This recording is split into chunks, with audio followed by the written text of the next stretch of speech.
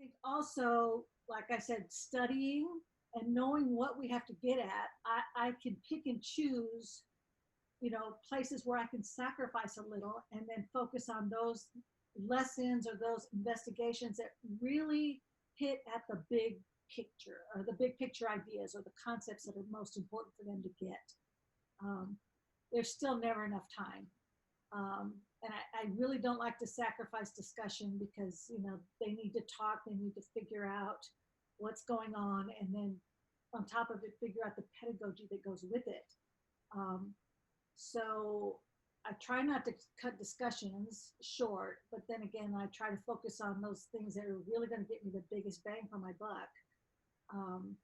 And understanding the big picture, I think, really helps you know which pieces you can sacrifice a little bit of time on if you need to. So deciding when to move on versus when to take more time on something is really hard. But I think that if you try and set the stage, so one thing I do in my facilitator guides is I write down not only when I'm starting each activity, but when I anticipate to end it. So it allows me to see, like, okay, I'm about 5 minutes behind right now, but I have a 10-minute break that maybe we could cut a little bit short. Or we're doing something later that I've noticed in my group, they're pretty quick at writing their big sticky notes put on the storyline. So I know I can make up time there. And so if I can see the whole thing, it allows me to kind of see what kind of logistically I have going for the rest of the day. I also think I just have to remind myself sometimes that it's okay to slow down. I think we tend to get really nervous that we're going to be behind or that I'm supposed to be at lesson 4 by the end of the day. And then we start to not exhibit best practice. I start to not have wait time and listen for teachers and use my talk moves.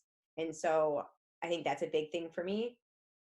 But I think I found that if I set a timer and that timer goes off, or even asking another person in the room to be the timer, maybe there's a state person there, maybe there's another facilitator that's not on at that time, or even a participant, because I would do this in my classroom. I'd say, hey, we're going to have this discussion for 5 minutes. So-and-so's in charge. Tell us when we're done.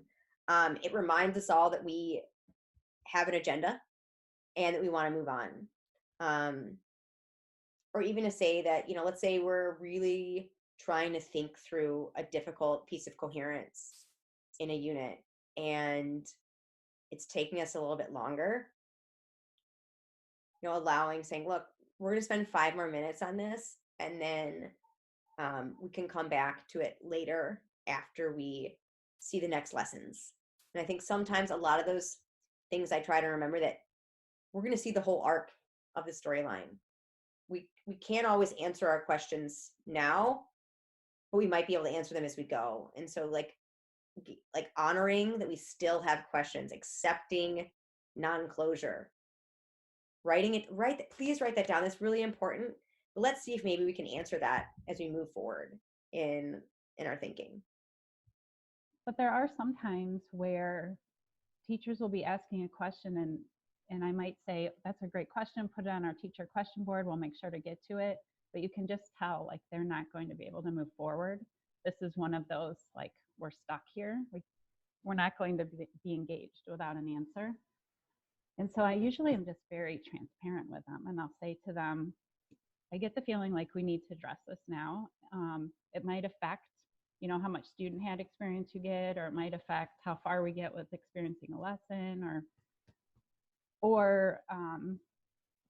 this might carry over into the next day. We might run out of time to get through everything, but I'm hearing from you, you might need time to talk about this. And I don't know, I think, being a teacher myself, I feel like that would be important to me too. So I tend to make those decisions in the moment. And if it really is going to ruin the flow of what we're figuring out, it's right in the middle. If we're in student hat, I might ask them, could we hold off on that question until we finish this? And then I'll make time instead of saying, put it on the teacher board. But I don't necessarily plan for that. I just kind of try to feel the group out of when they need that.